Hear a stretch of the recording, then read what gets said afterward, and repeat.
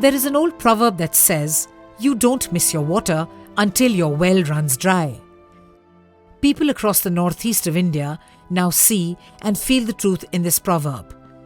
In places where water has always been abundant until a few decades ago, they now experience that seasons are shifting and rains do not replenish their wells in the same way they did before. They see boreholes that are running dry, and they observe helplessly that holy rivers and springs no longer bestow water upon their worshippers. In the merciless face of climate change, people with no other alternatives are compelled to surrender livelihoods that depend on water.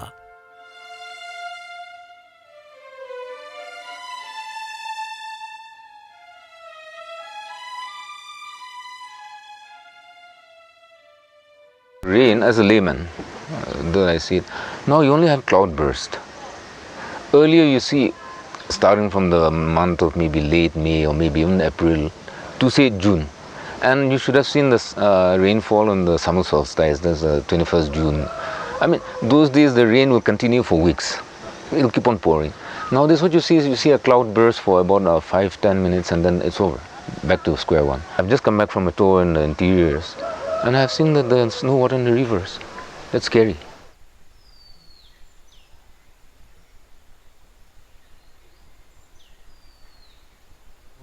Maybe around 10-12 years back, the winter that we used to have was much colder winters, and we used to have winter rainfall also. So now what we are seeing over the last 5 years, the rainfall remains more or less the same, but it is getting condensed into less and less rainy days.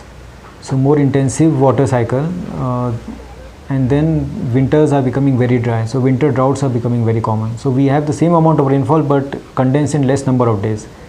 So 5 months of heavy rainfall and then nearly 5 to 6 months of no rainfall. Without doubt, a change of paradigm in the way we approach and use water has become indispensable. Water is, we call it divine, we call it water is for life. It is worldwide. Without water, no life. But I would push it a step further, saying water is also an economic good. Yeah, and it is also development. If there's water, there's development. Now, since we are talking about water and climate change, I would just like to, again, to set the framework a bit bigger. Water needs trees. If there is no forest, the water recharge is limited. If there is no water, we have no agriculture, or limited agriculture. If there is no agriculture, we have no food, and so on. So it is central. Water is central. The effects are visible, but the causes remain beyond the human eye's reach and comprehension. Under the lens of science, we will be able to see how and why our water is dwindling. But more importantly, we will bear testimony to the simple truth that we are all linked together and that we need to act together. For the Climate Change Adaptation Northeastern Region project of GIZ, water has been of central concern across 3 partner states nestled in the northeast: Meghalaya, Nagaland and Sikkim. The Indo-German Cooperation Project works towards enhancing the capacities of rural communities and policymakers and government departments to adapt to climate change. From far-reaching policy-level changes in the way water is administered and used to tailor-made interventions in climate change-affected villages, GIZ's work has been exemplary in using collaborative forces to tackle climate change. If you look at the northeastern states, they already come and they already have rich traditional wisdom, whether it's in terms of natural resource management or it's in terms of water use or whatever. Now GIZ has consciously taken this approach that it is working with these traditional systems and adding value to these traditional systems. In Meghalaya, the Climate Change Adaptation Northeastern Region project of GIZ has been instrumental in spelling out a new integrated state water policy. GIZ came and I think they did a good job in helping them to develop a water policy that is more participatory. What I like most about what they did was they didn't come here and said, here is the solution. They took the plan that the people had built among themselves reviewed in the context of the 12th Five-Year Plan and involve a number of stakeholders. Drafted through a series of workshops with stakeholders from numerous relevant sectors and communities on board, the new state water policy is making a bold step towards transforming the way we think about and deal with water. Now, Meghalaya, the way we have developed this water agenda is people-centric. So, we don't work from the supply side only. We first of all look at what people need. So, under this our flagship program, people are now encouraged to take up livelihoods. All those livelihoods and economic activities need several things to happen. Now, water is one very important thing amongst all those inputs. So, that's where we are building up the series of measures. So, right from their awareness about the opportunities, the knowledge about the technology, knowledge about the markets, knowledge about productivity issues and so forth. Then we also simultaneously work on the availability of water, not as it is available and could be supplied, but also more importantly as it is needed by them. The integrated approach for tackling water-related issues has been embraced in several other project interventions as well. In Sikkim, the GIZ project provides technical inputs for targeting recharge zones to carry out spring shed development. The state government, in turn, makes the best use of existing government schemes and funds to revive spring sheds across the state and to ensure that villagers have access to water throughout the year. Spring shed development has been taken up in the state of Sikkim since quite some time now.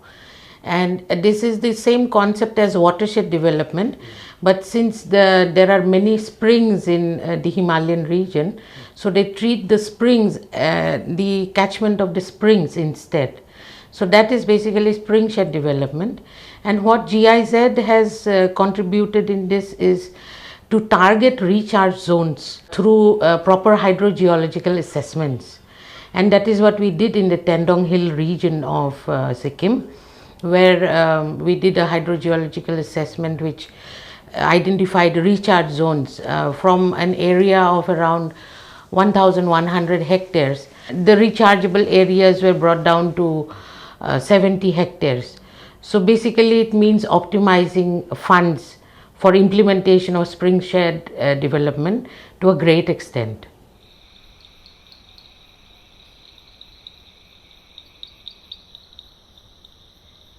Dharavik is also one of the, now being one of the permissible works, many people are now included and they come on their own. Now people are very excited, they are very interested to do Dharavikas because it not only helps them earn their wage, but it also helps them to regenerate, to recharge their springs and their water discharges. Initially it was the approach which we had to throw from above. I mean, it was, we had to tell them, see, this is this, now you have to go about this because this will help you recharge your underground water. Now, what has happened is because it has had a very large impact on the public and it has had a very positive impact and the results are, now started showing. Now people themselves are coming and saying, okay, we want to do Dharavikas in our area because we are having water shortage problems. With the newly introduced water security plan at Kitam village, change agents at the Gram Panchayat level are now able to assess available water resources in the village and plan the use of water in a participatory manner. In this way, the villagers ensure fair and equal distribution of the scarce water resources in the community. GIZ एक technical expertise है इनके पास, तो उन्होंने एक्वाडम से भी technical expert higher किया, तो मैं भी उससे जुड़ा हुआ था। मैं और एक्वाडम से कौस्तुभ महामुनि आए थे, हम दोनों ने वो जो चुनबट्टी का सोर्स है वहाँ पर पूरा जो हाइड्रोलॉजिकल असेसमेंट किया और प्लान किया कि हाँ यहाँ का पानी किताब में आ सकते हैं। उसका एल्टीट्यूड देखा, एलिवेशन देखा और तब जाके हमको लगा कि हाँ किताब में वहाँ से पानी ला सकते हैं। लेकिन क्या है, किताब में स्टोरेज का प्रॉब्लम है, तो हमने कम से कम 50 क्यूबिक मीटर पानी हो इस तरह का ये टैंकी बनवाने का निर्णय किया है। ये इसका पूरा DPR तैयार हो गया है और ये अभी इम्प्लीमेंटेशन लेवल के लिए जो NRDWP से फंडिंग होना है उसके लिए हमने हेड ऑफिस भेज दिया है। The GIZ project has helped to prepare a simple and interactive handbook on Dhara Vikas that offers government officials and community resource persons the opportunity to learn and practice the essentials of Springshed development. Neighbouring Indian states and countries with similar contexts as Meghalaya, Nagaland and Bhutan have come on board to acquire the valuable know-how that Sikkim has bred. The project's Upper Umiam Basin Initiative in Meghalaya is a unique model of technical cross-pollination. The Umiam River is an important source of water to generate hydropower for the city of Shillong. However, growing population, industrialization and climate change have led to severe water shortage, high contamination and siltation in the basin. These challenges are pressing and their consequences go very far. The GIZ project has assessed impacts on land and water resources in the basin. Results of this assessment are now helping to develop an integrated land and water resource management system. In a next step, a design support system will be further developed to facilitate integrated planning of multiple sectors in the Upper Umiam Basin. This initiative can serve as a replicable model for other water bodies across the Northeast. The Climate Change Adaptation Northeastern Region project of GIZ considers water as a central resource also in its interventions for more sustainable livelihoods. In Meghalaya, the project is helping to revive fish farming. An abandoned fish farm in Shillong has been rehabilitated with the support of the Fisheries Department. Upstream communities have been involved to help improve the quality of water flowing to the farm. The fish farm now serves as a demonstration unit to propagate aquaculture across the state as a viable, high-value livelihood option. The village of Sese Basa in Nagaland depends entirely on rain-fed agriculture. With more and more erratic rainfall patterns, yields from farming have bitterly suffered. The GIZ project has brought together government agencies and research institutions to take action for more water security in the village through an adapted community-operated rice field irrigation system. This intervention is now bearing fruit as rice production in Sese Basa has become more stable and sustainable. Sese Basa is an adapted village of NEPET. NEPET and GIZ, they are partners in the implementation of the programs related to climate change adaptation in Nagaland. And this are they call it a value added chain, that is the intervention program, whereby villagers are sensitized about the climate change, how they should adapt.